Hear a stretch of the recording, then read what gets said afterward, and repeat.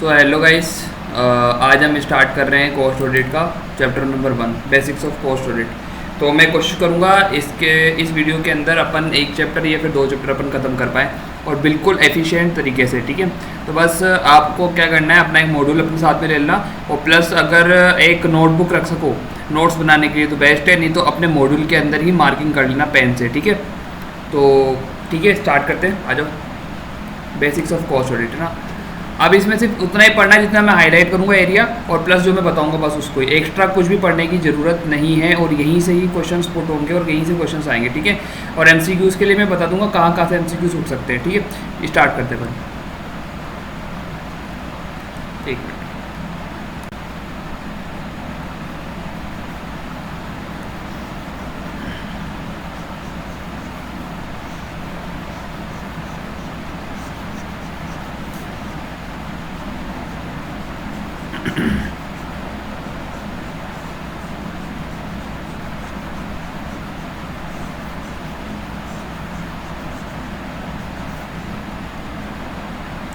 ठीक है। तो कॉस्ट अकाउंटिंग अपन को समझना पड़ेगा, कॉस्ट अकाउंटिंग क्या है। तो अब देखो इसकी बहुत सारी डेफिनेशंस है ना, सब ने दे रखी है। तो अपन को है ना एक डेफिनेशन मैं आपको बताऊंगा, उसी को आपको याद रखना है। अगर क्वेश्चन में अगर एग्जाम में क्वेश्चन ऐसा आ जाता है कि define the cost accounting, cost accounting को अगर डिफाइन करना हो तो आप क्या लिखोगे। तो कॉस्ट अकाउंटिंग क्या है, देखो आप ये डेफिनेशन आप अपनी कॉपी में भी नोट्स कर सकते हो, है ना।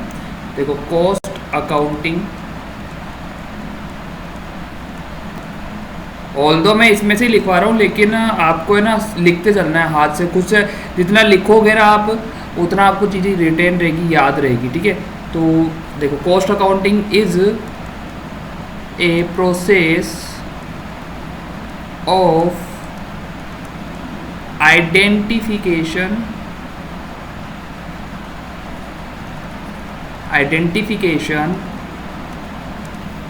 क्लासिफिकेशन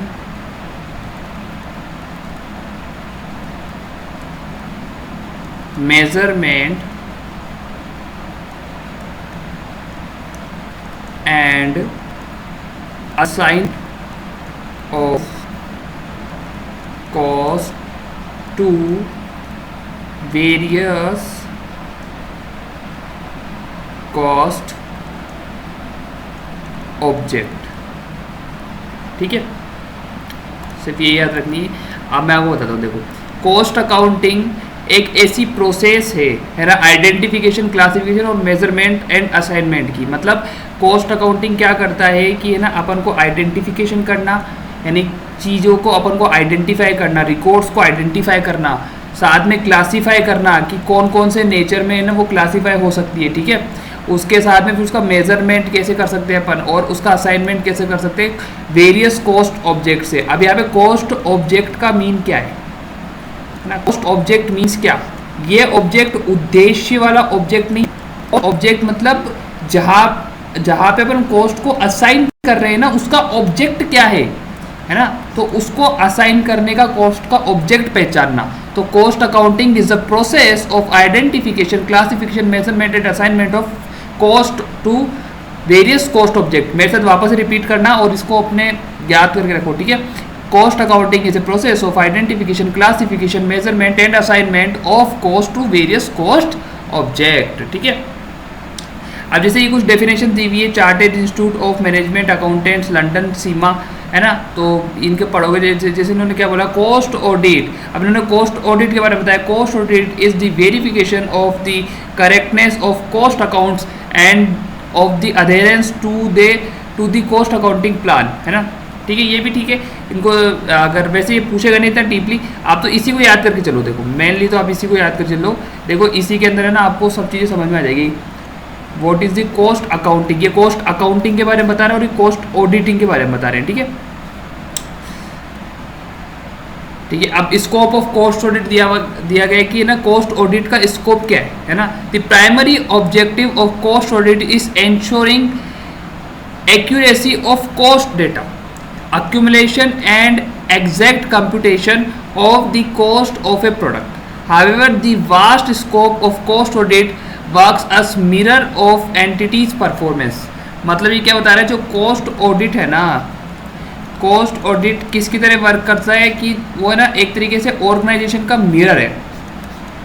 ऑर्गेनाइजेशन को एक तरीके ट्रीट कर सकते हैं ऑर्गेनाइजेशन का अपन, जिससे हमें पता लगता है कि ऑर्गेनाइजेशन कैसे कर रहा है, क्या वर्क कर रहा है और कितना एफिशिएंटली वर्क कर रहा है। ठीक है, अब ये रीड ओनली है ना, इसमें से कुछ याद नहीं करना है, जो याद करना है वो मैं आपको लिखाता चल रहा हूँ साथ के साथ और आपको समझा रहा हूँ। ठीक है, अब जेनेसिस ऑफ कॉस्ट ऑडिट मतलब अब इसके अंदर अपन मैं आपको बताऊंगा कि कॉस्ट ऑडिट की शुरुआत कहाँ से हुई, उसका जेनेसिस क्या है। ठीक है,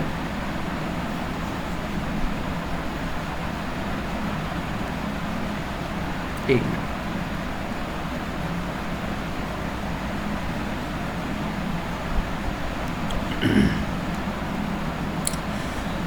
तो यहाँ पे देखो, एक मिनट, हाँ देखो कॉस्ट अकाउंटेंट जो अपना इंस्टीट्यूट है ना ICMI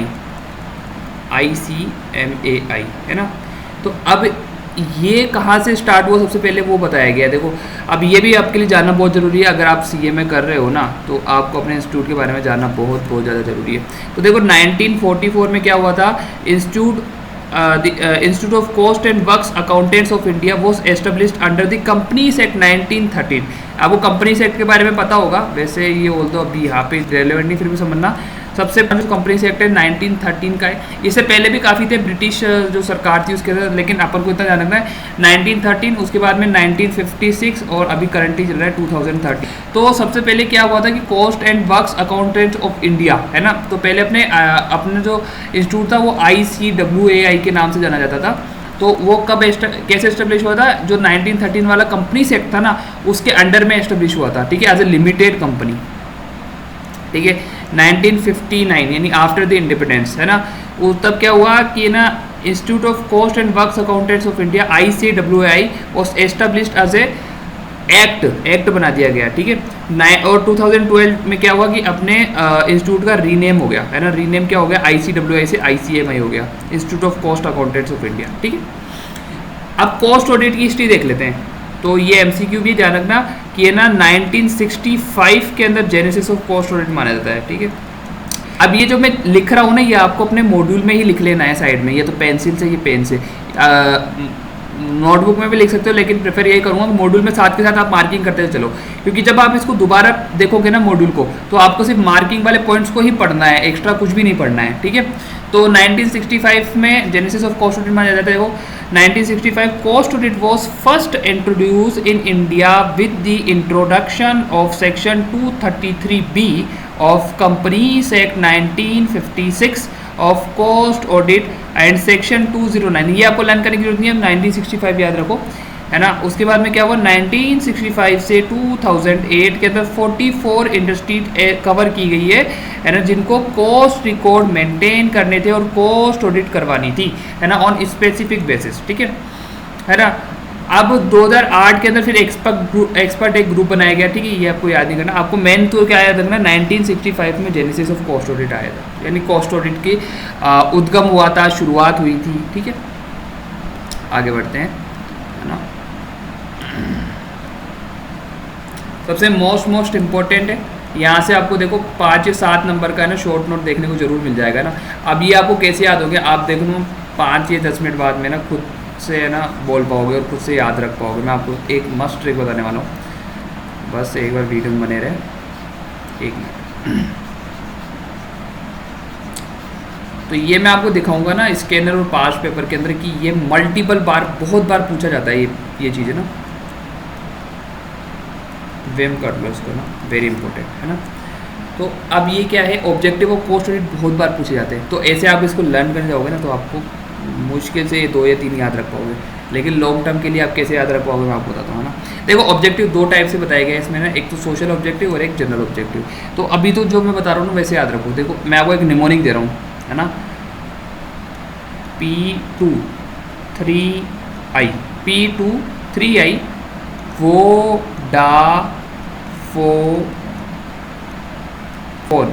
P2 3I Vodafone S, इतना याद रखना सिर्फ है ना। तो अब देखो, अब इसका मीन क्या हुआ मैं आपको बताता हूँ ना। सबसे पहले P2 का मीन क्या हुआ है ना, देखो P से pin Poynting area of area बताऊँगा, लेकिन अभी जितना बता रहा हूँ उतना समझो। ठीक है, inefficiency pin Poynting area of inefficiency, ठीक है। दूसरा पी, प्रमोटिंग कॉर्पोरेट गवर्नेंस,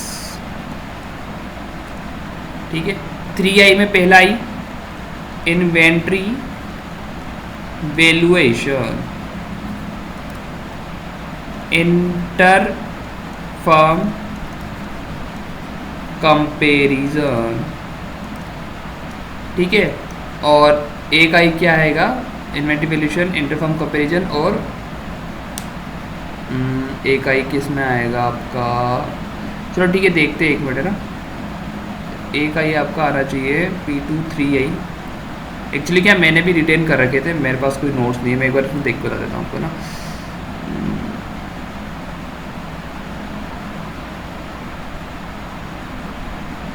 ठीक है एक बार देखते हैं ना। फिर आ जाओ V से verification of cost audit data, ठीक है। O से ऑप्टिमम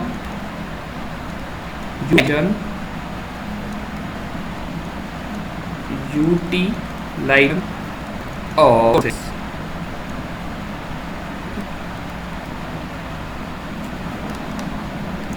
ना। D से detection of error and fraud. A से अवेलेबिलिटी ऑफ, ठीक है। F से fixation of prices in sector. Last वाला एस से था, उसे आएगा सेटल। आप बोली क्या लिखवा दिया, एक बात आपको उसमें, ठीक है।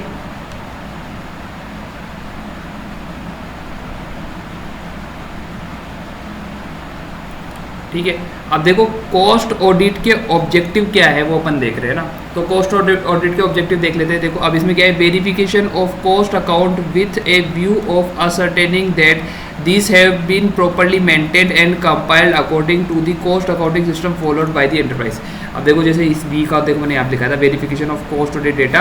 अब यहाँ पे देखो आप ऐसे आ सकते हो verification of cost audit data and cost accounts with A view of ascertaining that these have been properly maintained and compiled according to the cost accounting system followed by the enterprises। तो ये भी यहाँ का ऊपर हो गया, ठीक है। दूसरा क्या है, ensuring the prescribed procedure of cost accounting rules are adhered to, ठीक है। Detection of error and fraud, देखो मैं लिखा था detection of error and fraud, ठीक है। Verification of cost of each unit and cost centre to ensure this has been properly ascertained। Determination of inventory valuation, देखो inventory valuation. Facilitating the fixation of prices of goods and service, देखो fixation of prices. Periodical reconciliation between the cost account and financial account, तो यहाँ पे मैंने एक P3 कर सकते हैं, P3 3I, ठीक है। P3 3I कर सकते हैं ना। तो इसमें क्या आ जाएगा, periodical reconciliation between cost accounts and financial accounts, ensuring optimum utilization of human physical and financial resources of the enterprises. तो ध्यान रखना optimum utilization of human physical and financial resources of the company of the enterprise, ठीक है। Detection and correction of abnormal loss of material and time, advertising management on the basis of inter unit inter firm comparison of cost records as regards the area of where performance calls for improvement, promoting corporate governance through various operational disclosure to the director, ठीक है। Helping the entity, ये छोड़ो, ठीक है। अब तो आपको याद कैसे रखना है, देखो अभी कितना हेल्प करेगा आपको ना, इतना रखना P2 ये निमोनिंग है P2 3I वो अब देखो इसका ONE का यूज़ नहीं कहीं पे है ना, फिर S ये याद रखना है, इससे आप 7 नंबर आसानी से सिक्योर कर सकते हो, ठीक है। और ये शोर आता है यार, मतलब ये मानो कि एक अटेम्प्ट छोड़ के दूसरे अटेम्प्ट में आपको मिल जाएगा define the objective for cost audit, ठीक है। अगर आपको सोशल ऑब्जेक्टिव के बारे में पूछे तो इसका निमोनिंग है देखो ए स्क्रिप्ट। अब ए स्क्रिप्ट का मीन क्या हुआ एक बार पढ़ लेते हैं, ठीक है। सोशल ऑब्जेक्टिव्स क्या है, वो तो जनरल ऑब्जेक्टिव्स थे। अब देखो सोशल ऑब्जेक्टिव क्या है, verifying whether the pricing of the product are justified as per the product and quality are concern, है ना। इसका निमोनिक अपन कुछ और बनाएंगे, स्क्रिप्ट को छोड़ो, ठीक है। एक बार अपन को पढ़ लेते हैं, उसके बाद देखते हैं, ठीक है। Removing the disparities if any in the pricing of product or services, looking into that no cost based economic imbalance may occur in product or services, facilitating, ठीक है। वो इससे रिलेट कर रहा है जनरल ऑब्जेक्टिव से, ना। तो आप तो इतना ही रखो, अगर आपसे ऑब्जेक्टिव पूछे, चाहे सोशल पूछे चाहे जनरल पूछे, ना, आपको ये पॉइंट्स लिख के आना है, ठीक है। बस निमोनिक याद करके चलना। मैं फिर बता रहा हूँ, P23I वो डा, ठीक है ना। अभी एडवांटेज ऑफ पोस्ट ऑडिट के बारे में बताया गया है कि क्या क्या एडवांटेज हो सकती है, ठीक है। तो इतना डीपली पढ़ने की जरूरत नहीं है ना। एडवांटेज आप खुद से भी बना के लिख सकते हो यार, कि क्या क्या एडवांटेज हो सकती है। देखो हमें ना कॉस्ट इन्फॉर्मेशन मिल जाती है, कॉस्टिंग से रिलेटेड जो भी है ना, अपन ऑर्गेनाइजेशन परफॉर्मेंस को है ना मेजर कर सकते हैं स्टेक होल्डर के लिए, ठीक है। और गुड प्रैक्टिस से हम अचीव कर सकते हैं, और वर्किंग कर सकते हैं कॉमन डेटा सोर्सेज के ऊपर, ठीक है। तो ऐसे करके ये है ना, जो इंपॉर्टेंट पार्ट है वो मैं आपको बताता चल रहा हूँ, ठीक है। कॉस्ट अकाउंटिंग स्टैंडर्ड्स, ठीक है। इसके ऊपर एक डेडिकेटेड चैप्टर है अपना, जो अपन आगे पढ़ेंगे। वैसे ध्यान रखना, कॉस्ट अकाउंटिंग स्टैंडर्ड्स कितने हैं, 24 कॉस्ट अकाउंटिंग स्टैंडर्ड्स है अपने पास में, ना, जिसके बारे में अपन एक एक करके डिटेल में आगे के वाले चैप्टर्स में पढ़ेंगे, ना। और इनको इशू कौन करता है, CASB, cost accounting standard boards. ये देखो ये बताया गया है, MCQ भी आ सकता है कि है ना, कि कॉस्ट अकाउंटिंग स्टैंडर्ड कौन इशू करता है, तो CASB इशू करता है, ध्यान रखना, ठीक है। और जो कॉस्ट अकाउंटिंग स्टैंडर्ड है ना, उनके बारे में बताया गया है कि provide a structured approach to measurement of cost of manufacturing process और service industry, integrate harmonise and standardise cost accounting principle and practices. यहाँ पे ना अपन जैसे कॉस्ट अकाउंटिंग स्टैंडर्ड पढ़ रहे होंगे ना, पे ना अपना हर के सब जगह सब फर्स्ट देखने को मिल जाएगी, यूनिफॉर्मिटी, कंसिस्टेंसी। मैं आपको बताऊंगा रिपीटेटिव तरीके से, जो इस बुक के अंदर है ना काफ़ी सारी नॉलेज दी हुई है, इन्फॉर्मेशन दी हुई है, तो उसको अपन को कैसे फिल्टर करना है, कैसे, जैसे आपने सुना होगा ना डेटा फिल्टरिंग, डेटा माइनिंग, तो एक तरीके से अपन को इस बुक के अंदर फिल्टर कर करके इंपॉर्टेंट कंटेंट को अलग रखना है, ठीक है। तो इसलिए मैं बोल रहा हूँ कि एक पेन और पेंसिल अपने साथ में रखो, और मॉड्यूल के अंदर ही अपन को हाईलाइट करते हुए चलना है, ठीक है। बस चैप्टर खत्म हो गया, कॉन्ग्रेचुलेशंस। कुछ मुश्किल से मेरे हिसाब से ज़्यादा देर नहीं लगी इस चैप्टर को खत्म करने में, और 5 से 7 मार्क आप यहाँ से सिक्योर कर लोगे इस चैप्टर से। अब देखो आपको कितनी देर लगी, मैं एक बता देता हूँ आपको ना। ये मानो 18 मिनट के अंदर आपने 5 से 7 मार्क सिक्योर कर लिए, और क्या चाहिए भाई। आ जाओ MCQ कर लेते हैं ना। देखो cost audit first introduce in the year, आप खुद बता सकते हो, मैंने अभी आपको बताया। तो जेनेसिस ऑफ कॉस्ट ऑडिट कब हुआ था, 1965 में हुआ था, ठीक है। Cost audit was first introduce for, ये याद है, सीमेंट इंडस्ट्री के लिए सबसे पहले कॉस्ट ऑडिट को इंट्रोड्यूस किया गया था, ठीक है ना। आ जाओ, अभी क्या है, government of India has issued order with respect to introduction of mandatory cost audit records. इन्होंने कब निकाला था, 2011 में निकाला था, ठीक है। The report of cost auditor, cost auditor जो होता है ना, कॉस्ट ऑडिटर वो अपनी रिपोर्ट है ना किसको देता है, हमेशा BOD को देता है ना, और इसको अपॉइंट भी BOD करता है। ये अपन है ना रूल 6 के अंदर जाके पढ़ेंगे। रूल 6 के अंदर मैं आपको बता दूंगा कॉस्ट ऑडिटर अपॉइंट कैसे होता है, रिपोर्ट कब सबमिट करता है, उसका कार्यकाल जो अपन बोलते हैं, टर्म कितना लंबा होता है, ठीक है।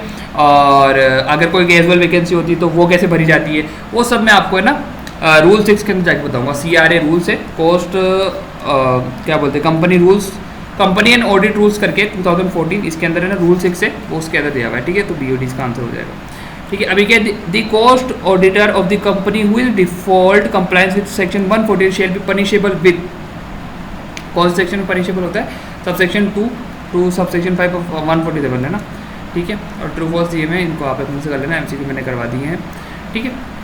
चलो आगे चलते हैं, चैप्टर 2, ओके गाइस। चलो चैप्टर 2 पे आते हैं।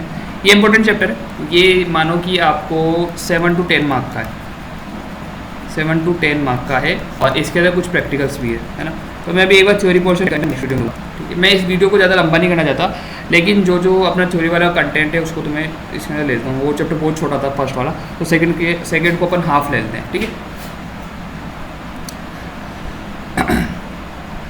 Companies cost records and audit rules 2014, CRA rules है ना, cost records and audit rules. देखो अब इसके अंदर देखो 6 रूल्स दिए हुए हैं, वेरी इंपॉर्टेंट है, वेरी इंपॉर्टेंट। मैं इधर बोल लिख देता हूँ VBIM, श्योर क्वेश्चन देखने को मिलेगा ही मिलेगा, ठीक है।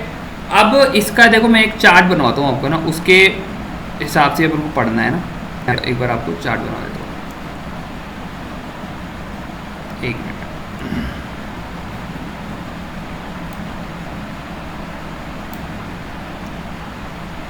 ठीक है,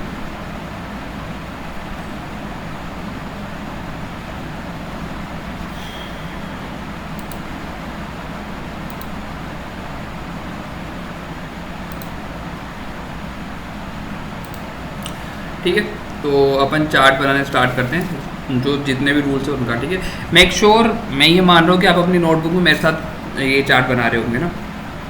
ठीक है, तो रूल 1 के अंदर क्या बताया गया है मैं बता देता हूँ। रूल 1 के अंदर क्या बताया गया, शॉर्ट टाइटल एंड कमेंसमेंट। जैसे मैं लिख रहा हूँ वैसे वैसे आपको लिखना है ना, शॉर्ट एंड कमेंसमेंट, मतलब ये कब से आए बस ये बताया गया। ओके, तो ये कब से आए, with effect from WE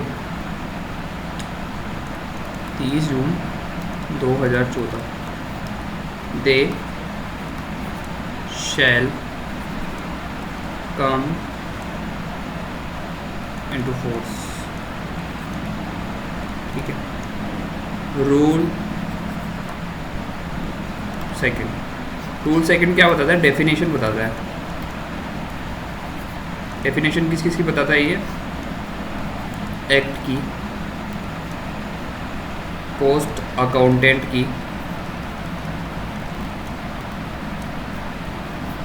hand writing मेरी थोड़ी सी ख़राब आ रही है ये पेन टेप के चलते, बाकी आप सही लिखना थोड़ा सा ना, मैं कोशिश करता हूँ थोड़ा और सही लिखने की। कॉस्ट ऑडिट की,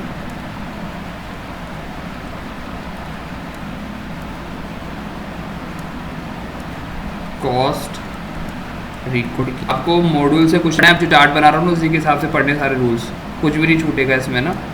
फॉर्म की और इंस्टीट्यूट की, इंस्टीट्यूट। ठीक है, रूल 3,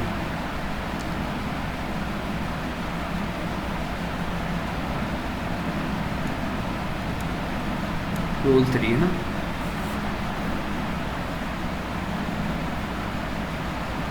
रूल 3 क्या बताता है, एप्लीकेशन ऑफ कॉस्ट रिकॉर्ड्स। ठीक है, कॉस्ट रिकॉर्ड्स किसके लिए मैंडेटरी वो बताता है। ठीक है, ये वाला जो रूल है, applicability of maintenance of records. ठीक है,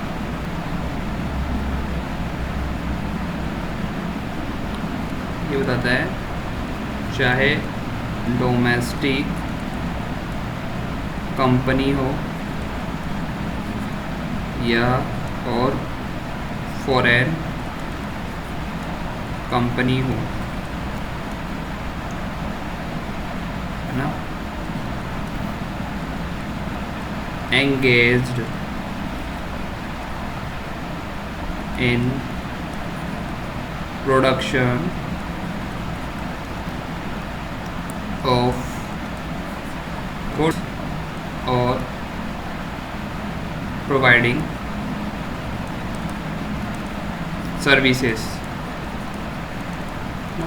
मैंने क्या बोला कि रूल 3 क्या बताता है, एप्लीकेशन ऑफ कॉस्ट रिकॉर्ड्स, है ना। ये एप्लीकेशन ऑफ कॉस्ट रिकॉर्ड्स के लिए, और ये एप्लीकेबिलिटी बताता है कि मेंटेनेंस ऑफ कॉस्ट रिकॉर्ड्स, है ना, उसके लिए चाहे आपकी डोमेस्टिक कंपनी हो यानी इंडियन कंपनी या फिर फॉरेन कंपनी हो, ठीक है, जो कि एंगेज्ड हो प्रोडक्शन ऑफ गुड्स और सर्विसेज, है ना, या तो गुड्स आपका प्रोड्यूस कर रही हो, है ना, या फिर सर्विसेज दे रही हो, दोनों ही है ना, और चाहे वो रेगुलेटेड सेक्टर में आए। अब रेगुलेटेड सेक्टर को भी मैं डिफाइन कर देता हूँ आगे जाके, लेकिन अभी समझो रेगुलेटेड सेक्टर में हो या नॉन रेगुलेटेड सेक्टर में हो, है ना, रेगुलेटेड सेक्टर में हो या फिर नॉन रेगुलेटेड सेक्टर में हो, ठीक है। अगर इनका ओवरऑल टर्नओवर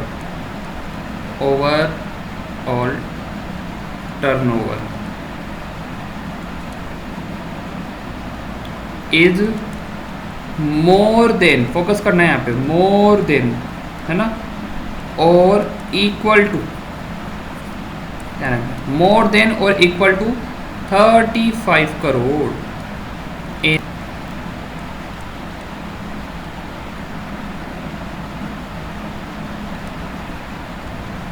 ईयर, है ना।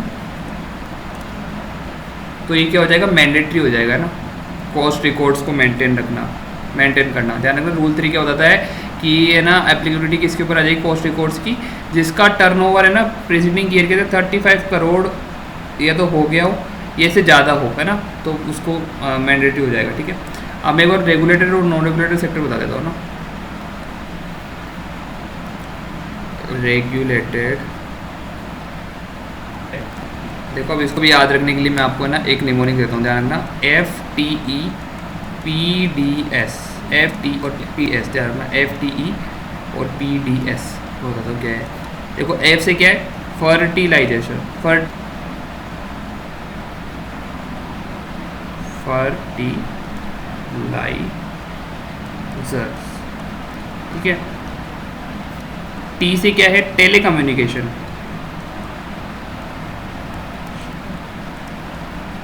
तीसरा।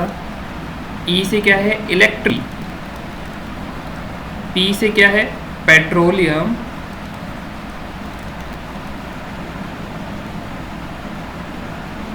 D से क्या है, ड्रग एंड फार्मास्यूटिकल, और S से क्या है, शुगर एंड इंडस्ट्री होल। ठीक है, ये जो सेक्टर्स होंगे ना, ये रेगुलेटरी सेक्टर्स में काउंट किए जाएंगे ना। तो मैं मेरे साथ जा रहा था, FTEPDS, fertilizers, telecommunication, electricity, petroleum, drug and pharmaceutical और शुगर एंड इंडस्ट्रियल एल्कोहल। ठीक है, ये जो 6 इंडस्ट्रीज है, 6 industries are classified under regulated sectors. What is the 6 industries? Fertilizers, telecommunication, electricity, petroleum, drug and pharmaceutical, sugar and industrial alcohol, याद रखना। ठीक है, दूसरा अपना आता है non regulated sector, non regulated sector. What are these non regulated sectors? There are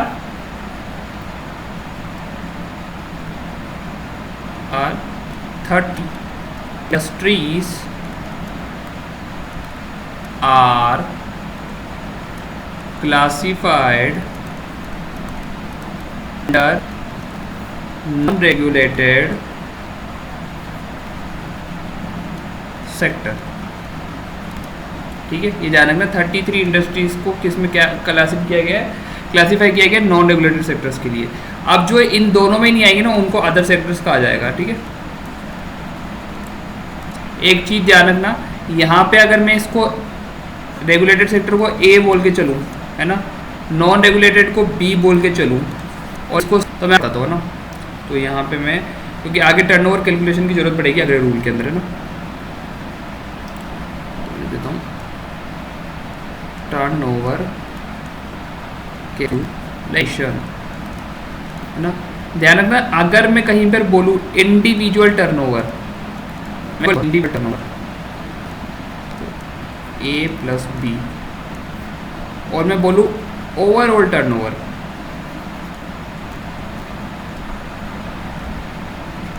तो ध्यान रखना A+B+C, है ना। इसका मतलब क्या हुआ, अगर मैं बोलूँ कि कहीं पर इंडिविजुअल टर्नओवर देखना है, तो आपको कौन सा टर्नओवर देखना है, regulated sector plus non regulated sector का, है ना। और अगर मैं बोलूँ ओवरऑल टर्नओवर देखना है, तो आपको क्या क्या देखना है, non regulated, regulated plus other sector, तीनों का टर्नओवर देखना है ना। ये चीज़ ध्यान रखना, इसकी जरूरत अपन को नेक्स्ट रूल में पड़ेगी। मेक श्योर मैं फिर बोल रहा हूँ, आप अपनी नोटबुक में नोट कर रहे होंगे हर चीज़ को, क्योंकि सिर्फ देखने से काम नहीं चलेगा भाई, है ना। आ जाओ नेक्स्ट रूल के ऊपर।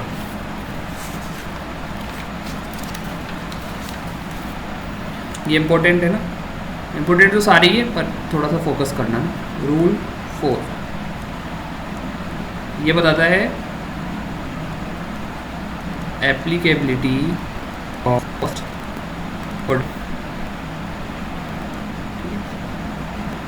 है ना। देखो अब मैं बता देता हूँ ना, इसको अपन देखो ये चार्ट बनाना मेरे साथ में है, यहाँ मैं 2 पार्ट में लेके जा रहा हूँ, ठीक है। इसके अंदर मैं 2 पार्ट करूँगा ना, ये आ जाए रेगुलेटेड सेक्टर, रेगुलेटेड सेक्टर, और ये नॉन रेगुलेटेड सेक्टर। ओके, तो रेगुलेटेड सेक्टर के अंदर अगर ओवर टर्नओवर 50 करोड़ और मोर, यहाँ फोकस करना, मैं 50 करोड़ और मोर बोल रहा हूँ ना, यहाँ पे मैं इसलिए थोड़ा सा ध्यान देके बोल रहा हूँ ना, 50 करोड़ और मोर, है ना। और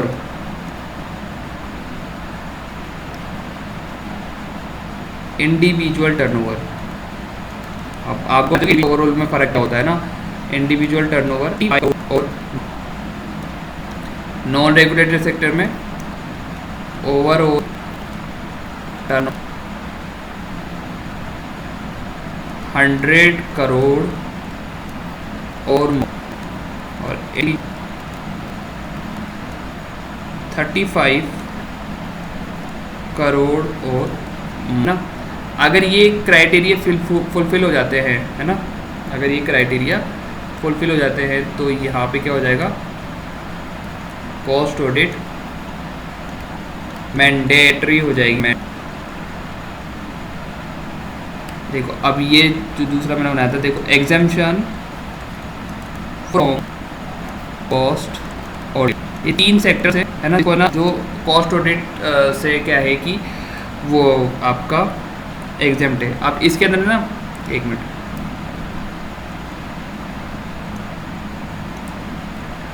इसके अंदर चाहे रेगुलेटेड हो या फिर नॉन रेगुलेटेड हो, इसमें वो एग्जाम्प्ट हो जाएंगे कॉस्ट ऑडिट करवाने से ना, ठीक है। पहला तो एसीजेड में ऑपरेट कर रहे हो,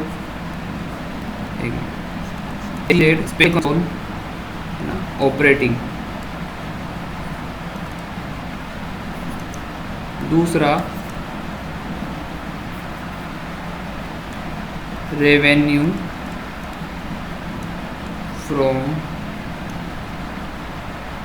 एक्सपोर्ट मोर देन, अभी मैं मोर देन बोल रहा हूँ, 75% ऑफ एक्सपोर्ट, ठीक है। तीसरा electricity generate for captive consumption, captive क्या होता है, पर्सनल यूज़ के लिए, ठीक है। तो अगर any one of the following, any one of the above, है ना, वन ऑफ द अबोव, अगर इनमें से कहीं पे फॉल कर रहे हैं ना, तो वो क्या होंगे, कॉस्ट ऑडिट के लिए एग्जाम्प्ट हो जाएंगे कॉस्ट ऑडिट से, है ना। लेकिन एक बात ध्यान रखना, रूल 3 अपन ने जो पढ़ा था वो था मेंटेनेंस ऑफ कॉस्ट रिकॉर्ड्स, वो तो एप्लीकेबल रहेगा, यहाँ पे बहुत सारे बच्चे कंफ्यूज हो जाते हैं। लेकिन rule 4 applicability of cost audit ये एप्लीकेबल नहीं है ना। और यहाँ पे ध्यान रखना कि रूल 3 भी लगेगा और रूल 4 भी लगेगा। अब रूल से मैं आपको बार बार नाम लेके नहीं बोलूँगा, आपको याद रखना है कौन सा रूल किसका है, ठीक है। चलो आगे चलते हैं। उसके बाद में अपना आएगा रूल 5। रूल 5 अभी क्या बोलता है भाई, ये बोलता है जो मेंटेनेंस ऑफ है ना, वो फॉर्म भी है CRA 1 2 3 4, मैं अभी आगे आपको डिफाइन करता हूँ ना क्या होगा उसमें, ठीक है। ये बस इतना सा बोलता है। अब जो रूल 6, ये भी बहुत इंपॉर्टेंट है ना, रूल 6 मेरे को थोड़ी हैंड राइटिंग से ही करता हूँ।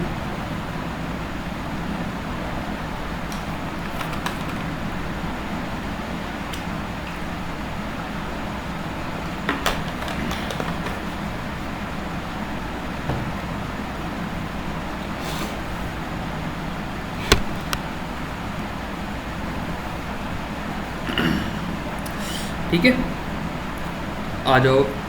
ये रूल 6 क्या बताता है? Appointment of cost. एक तो ध्यान रखना, हमेशा कौन करेगा? By BOD, board of directors.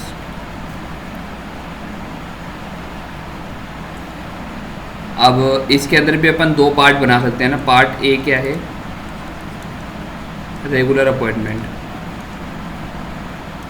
Regular appointment, regular और सब्सिक्वेंट कर लो है ना एक तरीके से, रेगुलर और सब्सिक्वेंट। दूसरा पार्ट होगा कैजुअल वैकेंसी का ना, सब्सिक्वेंट अपॉइंटमेंट। ओके, तो एक मिनट स्क्रॉल नहीं कर रहा ये। हाँ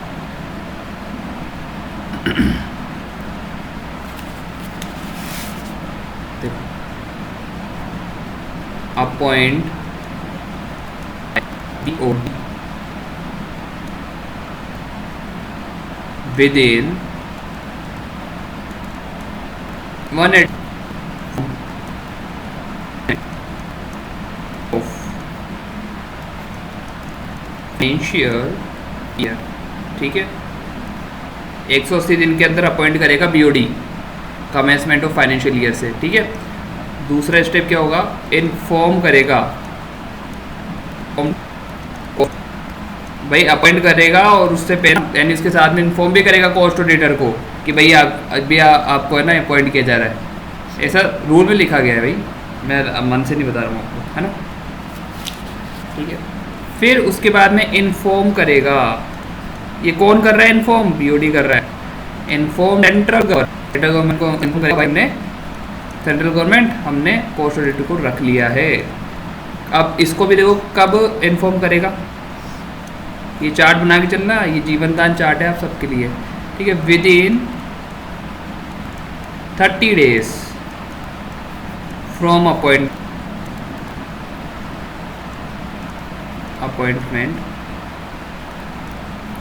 और 180 days फ्रॉम ऑफ ईयर, है ना, whichever is earlier है ना। ठीक है, तो ये हो गया। अब दूसरा जो मैंने बोला था आपको, दूसरा क्या है? कैजुअल वैकेंसी हो जाती है अगर कोई, मान लो कैजुअल वैकेंसी का मतलब तो समझते हो ना, लो पढ़ते हो आप। आपातकालीन स्थिति में पोस्ट ऑडिटर को हटा दिया जाता है या उसकी डेथ हो जाती है, मतलब कोई से भी कैजुअल वैकेंसी क्रिएट हो जाती है, तो उस कंडीशन में क्या होगा? अपॉइंट तो भाई BOD ही करेगा, है ना। अब कब करेगा? विद इन 30 days फ्रॉम, और फिर वही इन्फॉर्म टू, है ना, with in 30 days of director meeting. ठीक है, ये ध्यान रखना, जब भी सेंट्रल गवर्नमेंट को इन्फॉर्म करेंगे तो अपन CRA 2 में करेंगे ना, CRA 2 में करेंगे। एक मिनट,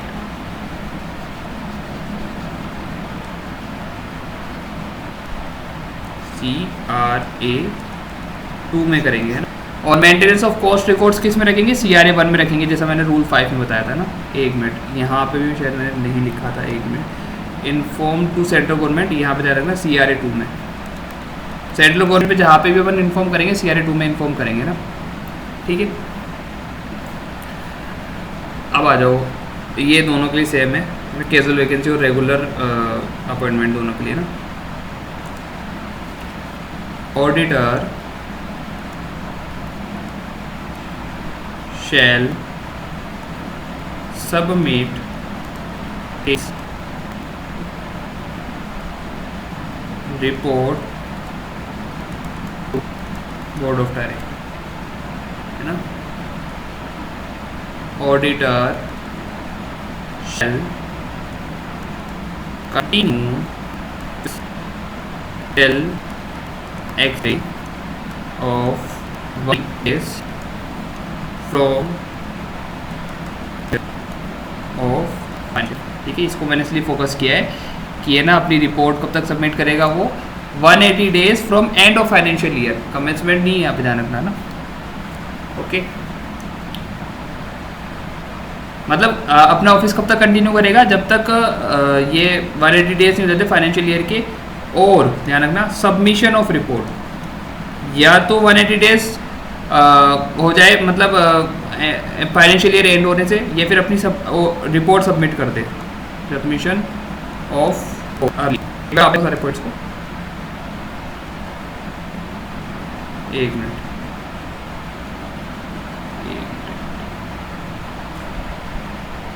मिनट थोड़ा ग्लिच है, देखता हूँ।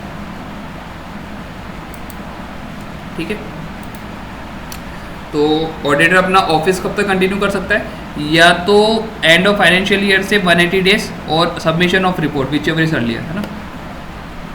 ठीक है, अब ध्यान रखना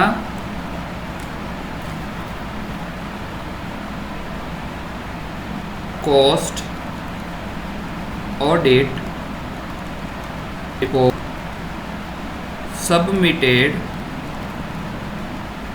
by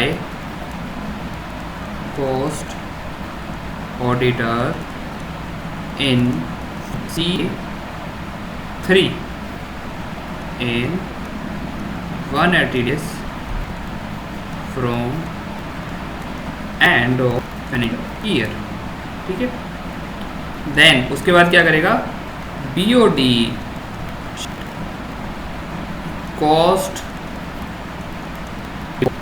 to implement in CRA 4 within 30 days of audit। Okay, मैं एक बार रूल 6 ही समराइज कर देता हूँ आपके सामने, है ना। तो ये थोड़ा सा रफ है, इसको लिखना नहीं, समझना एक बार, है ना। रूल 6 क्या बताता है, अपॉइंटमेंट ऑफ कॉस्ट ऑडिटर के बारे में बताता है ना, जो कि अपन ने देख लिया। और उसके साथ में अपन ने देख लिया कि रिपोर्ट कब तक सबमिट करनी है, और ऑडिटर की एक्सपायरी यानी टर्म की एक्सपायरी कब होगी, है ना। प्लस फॉर्म्स देख लिए अपन ने 4 फॉर्म्स देख लिए CRA के, है ना, 1 2 3। ठीक है, अब ध्यान रखना इसके अंदर ना अपॉइंटमेंट कौन करेगा, BOD करेगा ऑलवेज, ध्यान रखना। अगर रेगुलर और सब्सिक्वेंट अपॉइंटमेंट है तो कब कैसे अपॉइंट होएगा, 180 days from commencement of financial year. और उसके बाद में क्या करेगा, CG जो BOD होगा वो सेंट्रल गवर्नमेंट को बताएगा, है ना, CR के अंदर CR। ओके, और कब कैसे बताएगा, और यानी कितने टाइम में बताएगा, या तो है ना 30 डेज मीटिंग से हो जाए, या फिर 180 days from commencement of financial year, है ना, विच एवर इज अर्लियर, उसको BOD को बताना पड़ेगा सेंट्रल गवर्नमेंट को, है ना।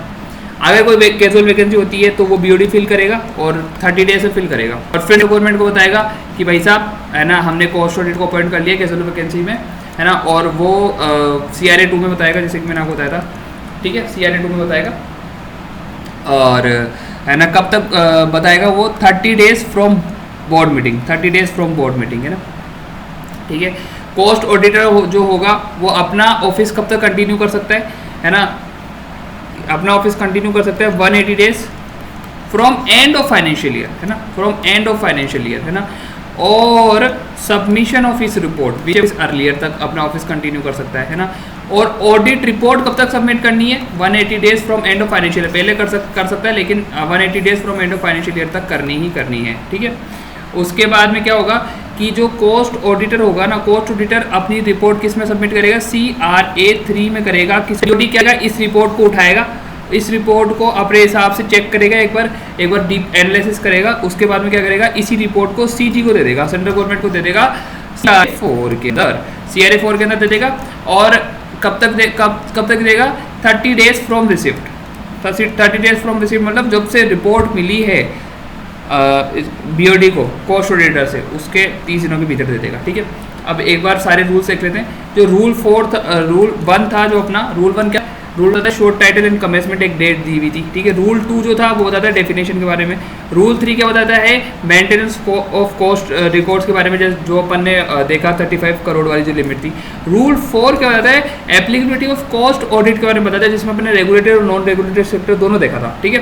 रूल 5 क्या बताता है, जो maintenance of cost audit record करोगे ना आप, जो रूल 3 के अंदर है, वो CRA 1 के अंदर करोगे, ये बताता है रूल 5। और रूल 6 क्या होता है, जो applicability of cost appointment of cost auditor है ना, वो बताता है, ठीक है। उसके साथ अपन ने सारे रूल्स देख लिए, बहुत बहुत वेरी वेरी इंपॉर्टेंट था ये ना। तो आपने ये चार्ट बना लिए होंगे ना, जैसे आप बोलोगे तो मैं एक बार PDF दे ही दूंगा ना, वैसे ज़रूरत नहीं होनी चाहिए, आपने साथ के साथ लिखा है तो देखो rule 1, rule 2, rule 3, then regulated non regulated sectors, और इसका निमोनिक याद रखना FTEPDS और अदर सेक्टर्स। फिर टर्नओवर की जो लिमिट कैसे देखते हैं ना, तो और rule 4 applicability of cost audit है ना, उसके बाद में रूल 5 है ना, देन रूल 6 है ना, रूल 6, ओके। तो चलो हम आगे बढ़ते हैं, एक मिनट।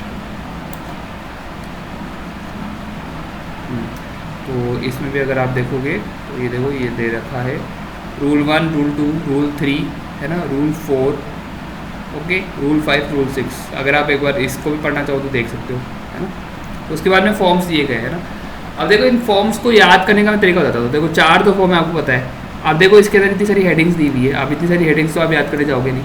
तो ये जो आप कॉस्ट अकाउंटिंग स्टैंडर्ड्स के जो नेम्स है ना, वो हो गई कॉपी पेस्ट करे हुए, तो मैं आपको बता दूंगा है ना, कैसे कैसे क्या क्या है इनमें। इनको याद करें, ये पूछते भी नहीं एग्जाम में ना, वैसे है ना, बाकी वो कॉपी पेस्ट किए हुए मैं वो बता दूंगा। 30 हेडिंग से ध्यान रखना, अगर MCQ है 30 हेडिंग्स है ना, सॉरी 30 हेडिंग्स नहीं है, 31 है, यहाँ पे मिसप्रिंट है, सॉरी मैं बताना भूल गया, वो 31 है। ये देखो 31 हेडिंग्स है वहाँ पे है ना, ये 31 है ना, नहीं वहाँ पे 30 लिख रखा है, ठीक है, बता दूँगा आपको। CRA 2 ध्यान रखना, CRA 2 अभी कहाँ पे यूज़ हुआ था, जो क्या कर रहा है, BOD किसको बता रहा है, CG को बता रहा है, जो वैकेंसी और चाहे रेगुलर असेसमेंट हो।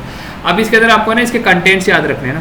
कंटेंट्स में देखो क्या क्या चीज़ है, देखो SIN और FCRN मतलब कॉर्पोरेट आइडेंटिटी नंबर और foreign company registration number, general information, product और services to which cost audit relates, detail of all the cost auditor appointed है ना, यानी कितने कॉस्ट ऑडिटर अपन ने अपॉइंट किए, financial year to be covered under the cost audit, और details of previous cost auditor which has not be reappointed, मतलब अगर subsequent appointment है तो जो पिछला कॉस्ट ऑडिटर था उसके यानी उसकी डिटेल उसको क्यों नहीं अपॉइंट किया है वगैरह वगैरह, क्या नाम था है ना। और अटैचमेंट में क्या किया जाएगा, BR जाएगा, बोर्ड रेजोल्यूशन, और ऑप्शनल अगर आप कुछ लगाना चाहो तो। CRA 3 क्या है, CRA 3 ये है कि है ना, जो कॉस्ट ऑडिटर होगा ना, कॉस्ट ऑडिटर ये ध्यान रहे के अंदर, एक मिनट ये थोड़ा सा लैग फिर से हो गया है, I will try to solve this problem. रात के 2:15 हो रहे हैं, अपन लेक्चर रिकॉर्ड कर रहे हैं।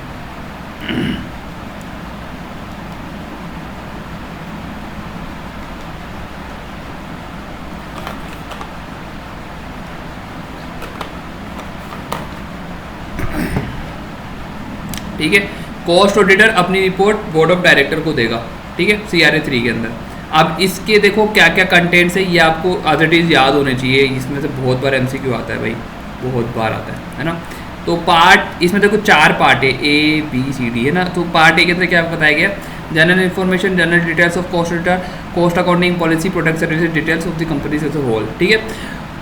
पार्ट B किसके लिए, मैन्युफैक्चरिंग सेक्टर के लिए, सॉरी है ना। और पार्ट C किसके लिए, सर्विस सेक्टर के लिए। देखो अब इसमें ना मैन्युफैक्चरिंग सेक्टर के अंदर देखो क्या क्या है ना, अपने को इन्फॉर्मेशन देखो, क्वांटिटेटिव इन्फॉर्मेशन जाएगी, average cost statement, details of material consume, details of utility consume, details of industry specific operating expenses, ये भाई याद करने ही पड़ेंगे आपको ना। उसके बाद पार्ट C जो देखो, अब मैं ना आपको क्या बोलते हैं, थोड़ा सा एक ट्रिक बता देता हूँ। जो ये पार्ट और B और C है ना, ये बिल्कुल एज इट इज सेम है, एज इट इज सेम।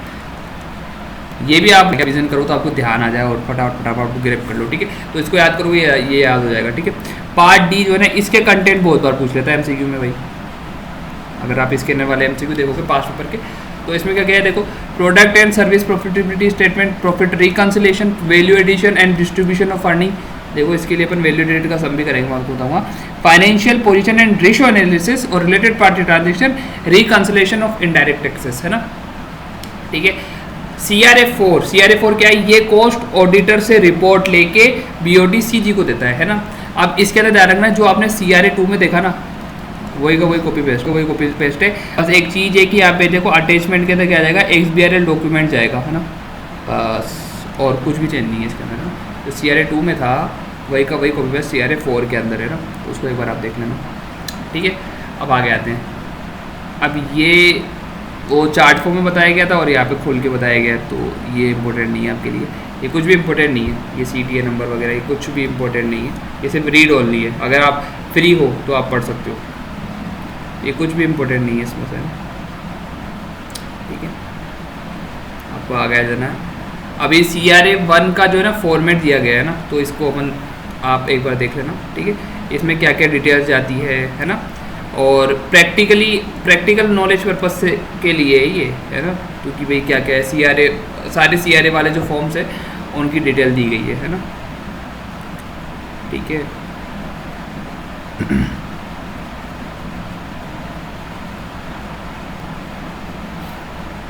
ये देखो ऐसा फॉर्म होता है, ये एडोबी में जाके अपन भरते हैं। अगर आपने वर्क किया है थोड़ा बहुत भी MCA पोर्टल के ऊपर, तो ऐसे फॉर्म्स आपको काफ़ी देखने को मिलेंगे। यहाँ पे अपन देखो SIN नंबर या FCRA नंबर डालते जो अपन ने डाला था, प्रीफिल पे क्लिक करते हैं तो फिर ये name of the company automatic prefill होकर आ जाता है ना, और ये सब कुछ। अगर आपने प्रैक्टिकल वर्क किया है तो आपको अच्छे से और समझ में आ जाएगा, ठीक है। CRA3 कहीं देखो ये होता है इसका फॉर्मेट, है ना। एक्चुअली में क्या है कि इंस्टीट्यूट है ना आपको प्रैक्टिकल एक्सपोजर देना चाहता है, तो उसने बुक के अंदर जो दे रखा है, लेकिन एक्चुअली में क्या है कि जो स्टूडेंट होता है ना, ये सब चीज़ें ना प्रैक्टिकल करके ही उसको समझ में आती है, बुक में चाहे आप कितना ही पढ़ा लो, ठीक है। मैंने तो क्या एक्चुअली में किया है, कॉस्ट ऑडिट भी की है, तो मुझे इन सब के बारे में पता है। तो मैं आपसे एक दरख्वास्त ये करूँगा कि अपनी प्रैक्टिकल ट्रेनिंग को डमी में मत बदलना और अच्छे से अपनी प्रैक्टिकल ट्रेनिंग करो। अब देखो यहाँ से हमें स्टार्ट हो गए, ठीक है। अब मैं सोच रहा हूँ कि इसको है ना मैं नेक्स्ट वीडियो के अंदर अपन सारे सम कवर कर लेंगे, प्लस नेक्स्ट जो चैप्टर है उसको भी कवर कर लेंगे ना। कुछ नहीं है, देखो नो इलस्ट्रेशन हो गए इसके अंदर, और किसके इलस्ट्रेशन है, एक तो वैल्यू एडिटेड स्टेटमेंट के हैं और प्रॉफिट रिकंसिलेशन के हैं। एंट्री के अंदर आपने बहुत सारे प्रॉफिटेशन है ना, कॉस्ट ऑडिट वाले जो प्रॉफिट को है उसको फाइनेंशियल प्रॉफिट से रिकंसाइल करना और फाइनेंशियल प्रॉफिट को कॉस्ट ऑडिट से रिकंसाइल करना, तो मैं ये सारे सम करा दूंगा आपको नेक्स्ट वीडियो के अंदर, है ना। तो एक बार देख लेते हैं कितने समय, कुछ 9 समय जैसे मैंने आपको बताया था, है ना। और ये केस दिए हुए है ना, ये केस अपन सोल्व करेंगे नेक्स्ट वीडियो के अंदर, बहुत ईजी केस है, आपको आसान हो जाएंगे और सारे MCQ कर लेंगे इसके। एंड नेक्स्ट चैप्टर अपना है कॉस्ट ऑडिटर, ये छोटा चैप्टर है जो इसको अपन कर लेंगे नेक्स्ट वीडियो में। होप सो वीडियो अच्छा लगा होगा, और थोड़े अगर मेरे एफर्ट अच्छे लगे हैं और वीडियो में लास्ट तक आए हो, बहुत अच्छी बात है ना, बहुत खुशी हुई मेरे को, है ना। तो वीडियो को सब्सक्राइब कर देना, वीडियो को नहीं चैनल को सब्सक्राइब कर देना, लाइक कर देना, है ना।